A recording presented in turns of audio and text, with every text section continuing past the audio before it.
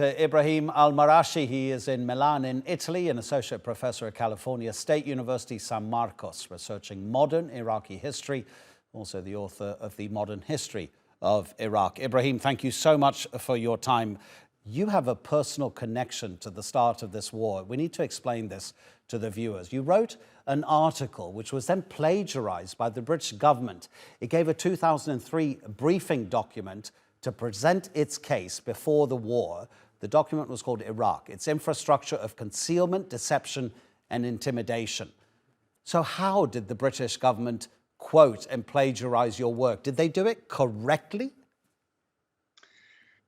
So not only did they plagiarize it, but then they modified key wording in it to suggest that Iraq security services were supporting terrorist organizations. That key word created the illusion that Iraq was working with Al Qaeda. So that became the second argument to justify the Iraq war. One was Iraqi possession of WMDs. The second was Iraqi cooperation with Al Qaeda.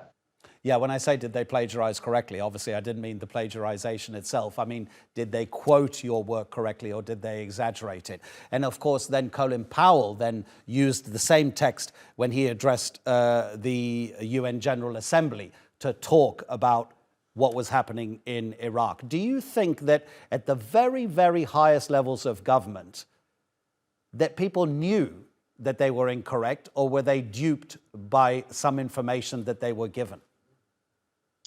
On a collective level, I think this episode was indicative of how much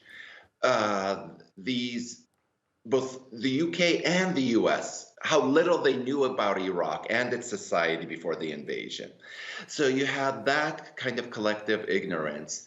And then in terms of being duped, I think this was more of a groupthink that kind of pervaded the architects of the Iraq war. Perhaps some really believed there was WMD, some thought it was irrelevant. There was a greater agenda at that time, and it was to finish business that hadn't been finished since 1991, removing Saddam Hussein. What, you think, therefore, that invasion 20 years ago would have happened regardless of any intelligence that was available, because maybe of the hawkishness that was surrounding George W. Bush? You remember the Deputy Secretary of Defense, Paul Wolfowitz, when they talk about doves and hawks? People said about Wolfowitz, he's not a hawk, he's a velociraptor. So there was definitely an opportunity that emerged as a result of 9/11. And I think the timing of this war, 2 years after 9/11, allowed somebody like Wolfowitz, who was part of the 1990 to 1991 administration surrounding the Gulf War, who was keen on overthrowing Saddam back then. Here, I think the window of opportunity emerged. So here we are 20 years later. In the first few years after the war, how much of Iraq's problems were due to external factors and how much to internal factors?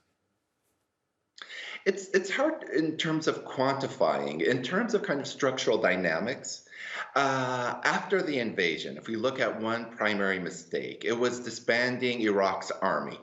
That deprived Iraq of the infrastructure to maintain security during the reconstruction process. So what you had was kind of a peace building in Iraq that was securitized. The Iraqi army was no longer there. The US Army had to step in. Then the next part was the corruption amongst the new Iraqi elites. That would create two parallel processes, insecurity and corruption, that resulted in a feeble state, weak governance up to this very day, 2 decades later. So now what needs to happen? How much needs to change? And how much is the legacy of the war still impinging on that change? Iraq never developed a strong security sector. I mean, if you look in February, just as two kind of prominent examples from a gendered perspective and an environmental perspective, you had an honor killing of a prominent YouTuber. You had the kidnapping of a prominent environmentalist. All of this I trace to the insecurity that emerged over the last 20 years. Iraq's future security now hinges on how it responds to climate change. It's extremely vulnerable. And this is where we're going to see the legacy of the last 20 years. Is Iraq managing its climate future in the next 20 years? Does that not kind of make you feel a bit pessimistic about the country's future? And I say that because in a country like Iraq, which has gone through what it's gone through, quite often people think more short term because they're just not sure what the medium term is going to bring in a situation of such instability. So if that's true, and you must tell us if it is true, that doesn't lend itself to any necessary positivity towards fixing the problems that needs to be fixed. And unfortunately, as somebody who's connected to this land, you're absolutely right. I am pessimistic. Dealing with climate problems, the management of water, these are long-term issues, whereas governing elites do think in the short term. Managing water resources efficiently require long-term strategies that have yet to be implemented in Iraq. So unfortunately, I do remain pessimistic. Ibrahim, thank you so much indeed for spending time with us on TRT World on this anniversary, the 20th of the start of that US invasion of Iraq. Ibrahim al Marashi.